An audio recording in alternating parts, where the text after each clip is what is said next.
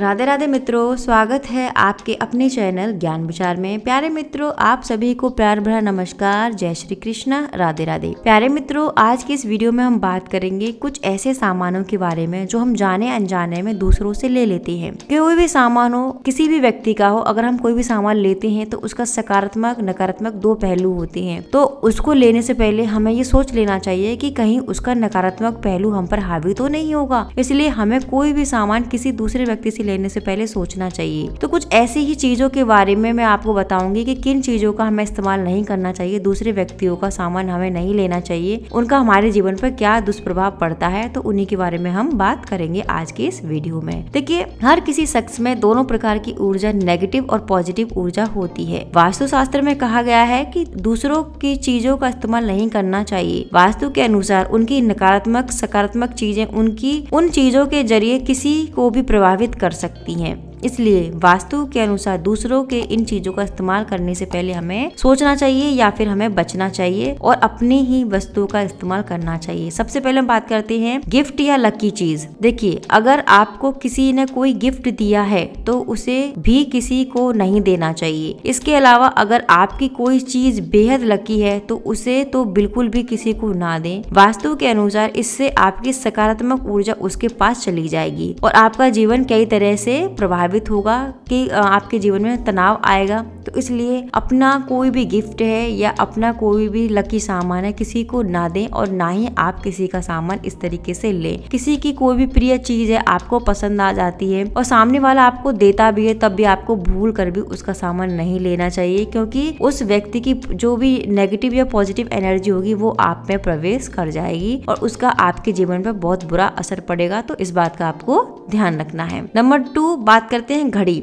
वास्तु के अनुसार कभी भी दूसरों की घड़ी को अपने कलाई पर नहीं बांधना चाहिए। ऐसा कहा जाता है कि अगर आप घड़ी बांधने से आप जीवन में ऊंचाइयों पर नहीं पहुंच सकते। आपने अगर दूसरे की घड़ी अपनी कलाई पे बांध ली है तो आपकी प्रगति में बाधा आ जाएगी। यही नहीं, आपके द्वारा की गई मेहनत भी बेकार हो जाएगी। तो इसलिए आपको किसी की भी घड़ी अपने हाथ पर नहीं बांधनी चाहिए। आप बांध कर देखे भी नहीं, हाँ उसको अप्रिशिएट कर सकते हैं, बट उसकी घड़ी को अपनी कलाई पर आपको नहीं बांधना है। तीसरा हम बात करते हैं किसी के कपड़े ना पहने। वास्तु के मुताबिक दूसरों के कपड़े पहनने से उसकी सकारात्मक ऊर्जा आप में आने लगती है। इसलिए हमेशा दूसरों के कपड़े पहनने से आपको बचना चाहिए। ठीक है। उधार पैसा, कभी भी दूसरों से पैसा उधार ना लें। वास्तु में कहा जाता है कि कभी भी किसी के पैसे का गलत तरीके से नहीं हड़पना चाहिए, नहीं लेना चाहिए। कोशिश करें कि आप किसी से पैसे ले रहे हैं तो जल्दी ही वापस कर दें। अगर पैसों की काफी जरूरत हो तो पैसे उधार लें तो जल्दी ही वापस आपको लौटा देना चाहिए। काफी समय तक किसी का भी पैसा नहीं लेना चाहिए। उसके मांगने से पहले कोशिश करें कि आपने जिसका भी पैसा लिया उसे आप वापस कर दें। Number 5 pen.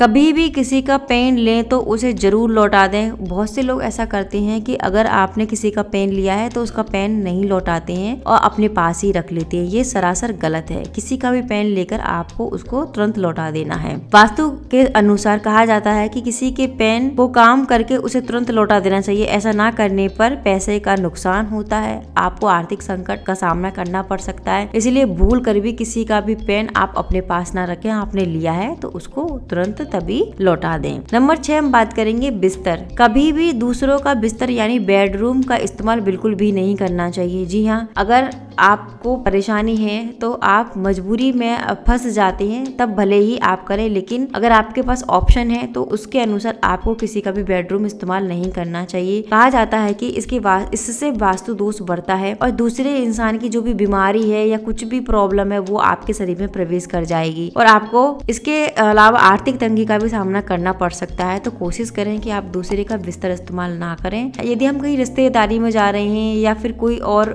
स्थिति फंस जाती है तब भले ही हम इस्तेमाल कर सकते हैं, लेकिन अगर आपको ऐसा है कि आप उसे इस्तेमाल करने से बच सकते हैं तो आपको बचना चाहिए, क्योंकि ये हमारे लिए हर तरीके से नुकसानदायक होता है। आर्थिक तंगी तो बढ़ती ही है, साथ ही साथ दूसरे व्यक्ति के रोगों से भी हम ग्रसित हो सकते हैं। तो इस बात का भी आपको ध्यान रखना है। नंबर 7 शंख। कभी भी अपना शंख दूसरों को ना दें। शंख माँ लक्ष्मी का प्रतीक माना जाता है। वास्तु के अनुसार शंख को किसी को देने का मतलब है अपनी लक्ष्मी को दे देना। तो इसलिए शंख भी आपको किसी को नहीं देना चाहिए, शंख को अपने पास ही रखना चाहिए। और ध्यान रखें, शंख को इस्तेमाल करने के बाद उसे हमेशा साफ करके ही रखें, झूठा शंख आपको नहीं रखना है। तो ये जो मैंने आपको गलतियां बताई हैं, ये गलतियां आपको भूल कर भी नहीं करनी है। देखिए, ये गलतियां अगर आप करते हो तो आपके जीवन में बहुत ही ज्यादा कष्ट आएंगे, आपको आर्थिक तंगी, आर्थिक संकट का सामना करना पड़ सकता है। तो इसलिए ये आपको गलतियां नहीं करनी है। तो प्यारे मित्रों, दी हुई जानकारी कैसी लगी आपको?